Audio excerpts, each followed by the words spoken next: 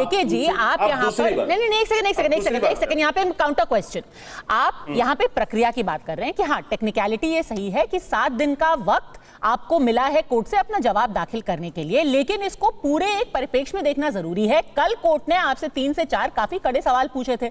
उन्होंने जो अभी प्रावधान है इस कानून में, उस पर सवाल उठाया था ना।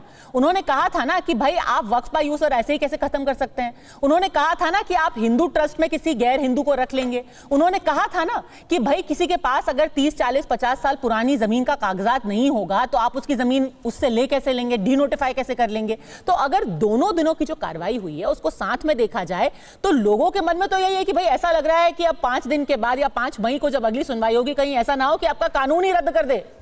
मुझे तो हंसी भाव भंगिमा ऐसी लग रही है कोर्ट की कि बस कानून रद्द होने को है आपका। आप देखिए, भाव भंगिमा कोर्ट का पहचानना और उस पर एक निर्णय में पहुंच जाना, ये आप कर सकती हैं, आप इसके लिए स्वतंत्र हैं। मैंने ट्रिपल तलाक के जब कानून पर जब बहस हो रही थी सदन के अंदर, तो सॉरी कोर्ट के अंदर, तो एक नहीं कई प्रश्न उठे थे, और उस प्रश्नों पर जब कोर्ट उठाता था तो उसके बाद अगली हेयरिंग में उसकी जवाब दिया जाता था। अच्छा, आज उसमें यही है कि उन्होंने यदि कोई प्रश्न रखा, और ये स्वाभाविक है कि जब कोई मामला वहां गया है तो कोर्ट मुंह बंद करके हाँ और नहीं तो नहीं कह देगा।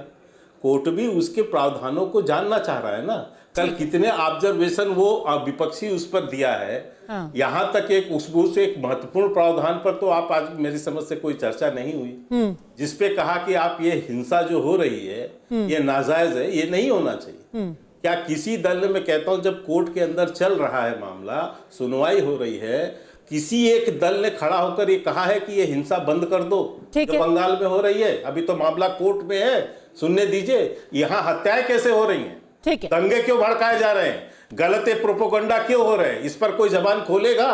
कांग्रेस पार्टी, समाजवादी पार्टी, कोई से ये सबको दंगा मंजूर है जहां हिंदू मारे जा रहे हैं। ठीक है, अभी ये चल। अब दूसरी बात एक और बता दूं, 2 और आपने कहा, मैं उसी को क्लियर कर देता हूं। कोर्ट का एक टिप्पणी ये भी है, कानून पर रोक लगाने का आधार नहीं है। ठीक है, क्लियर सुनिए, आपने दूसरी लाइन बोली है कि क्यों ना रोक लगा दी जाए, लेकिन उसी का ऑब्जर्वेशन ये भी है कि कानून पर रोक लगाने का आधार नहीं है। नंबर 1, कानून पर रोक नहीं लगाई जा सकती क्योंकि 2 ही अपील, जो याचिका करता है उनके 2 अपील हैं, 2 प्रार्थनाएं हैं, उसमें प्रेयर है। एक प्रेयर है कि ये कानून असंवैधानिक है, इसे तत्काल रद्द कर देना चाहिए, ये एक प्रेयर है। दूसरा प्रेयर है कि इस कानून पर तत्काल स्टे लगना चाहिए।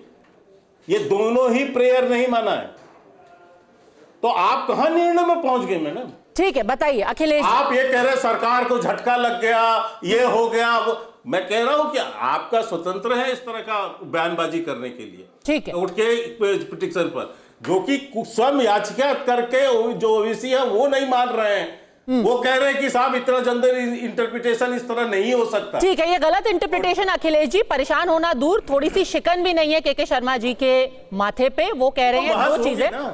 ठीक है, सिर्फ बहस हो रही है और हर पक्ष जो है अपनी बातें रख रहा है कोर्ट के सामने। कोई रोक नहीं लगाई गई है कानून पे, और खुद तुषार मेहता जो कि केंद्र का प्रतिनिधित्व कर रहे थे, उन्होंने खुद ही मान लिया कि हाँ जी ठीक है, अभी हम कोई बदलाव नहीं करेंगे। इसमें कोई खुशी मनाने की, जश्न मनाने वाली बात नहीं है।